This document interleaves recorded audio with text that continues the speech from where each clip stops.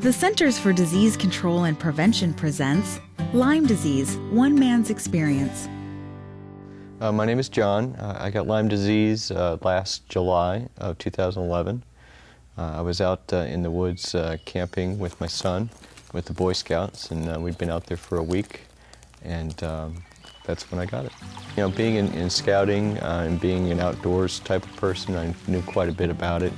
I knew what the symptoms were like, and I knew that, it was a tick-borne disease, and it was something that you definitely want to get checked out if you see any symptoms. In the evenings when we'd come in from the activities that we were doing in the field, I felt an itch on my right hip, and didn't think anything of it because it just seemed like a mosquito bite or some other kind of a bite that would normally itch.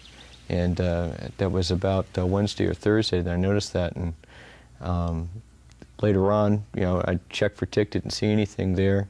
But later on it presented itself a bit differently. Early symptoms of Lyme disease can include a red expanding bullseye-like rash, fevers, chills, fatigue, headaches, muscle and joint aches, swollen lymph nodes, and facial paralysis on one or both sides, known as Bell's palsy.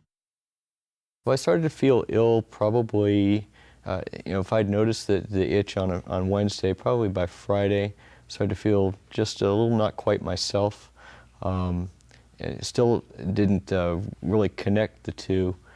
By Saturday morning, by the time I'd gotten home, I was just feeling lethargic, tired, a little achy, and I had gone to take a shower after being out in the woods, and got out of the shower and looked down at that same area and noticed there was a bright red bullseye rash, and so I knew there was something wrong at that point.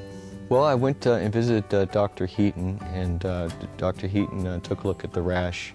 We talked about treatment possibilities, and he calmed me down a little bit. I was a little nervous about the whole thing, given that I had been bitten by ticks before but had never seen a rash, and this was the first time I did, and so I was concerned about some of the long-term effects.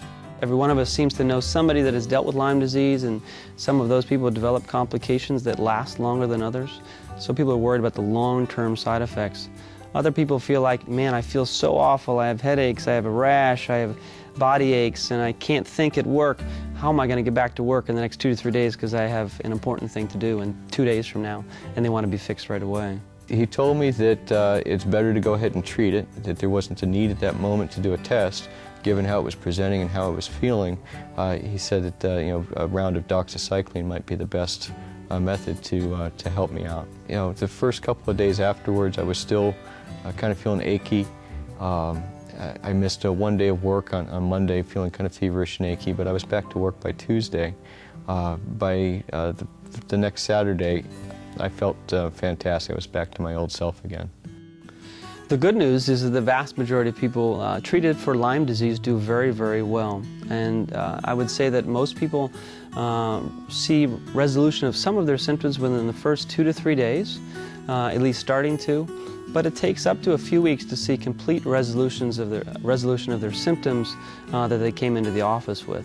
There's a lot out there thanks to the internet in regards to Lyme disease, which is good and bad for doctors and for patients, I think. It's so common that people have had friends who've had experiences with it, so often by the time they come into the office, even if we haven't made the diagnosis yet, they're already convinced they have it, and they're already concerned about certain things. In the area of the Northeast especially, and then also Wisconsin and the Minnesota area, highly endemic areas for Lyme, then you really ought to be doing nightly checks, especially during summer months for ticks, and so removing the ticks before you go to bed that night.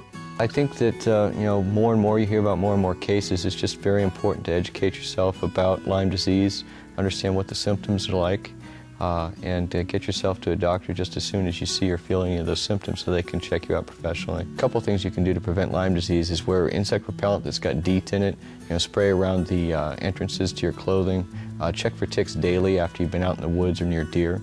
You can also shower right after, and when you take a shower you can check yourself over for ticks, and call your doctor if you have a fever or see a rash anywhere on your body.